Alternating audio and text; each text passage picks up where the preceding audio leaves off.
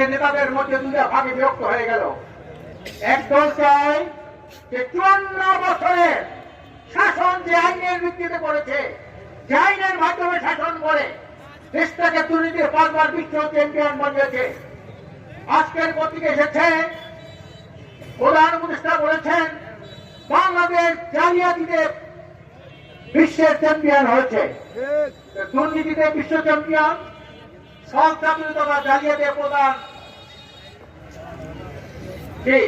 বিশ্ব চ্যাম্পিয়ন, এইটা আমরা আশা করি নাই। আজকে একটা দল দাবি দুই ভাগে বিভক্ত করেছে। এক দল চায় প্রচলিত আইনে দেশ শাসন করবে, 54 বছর যা শাসন করছে এইভাবে।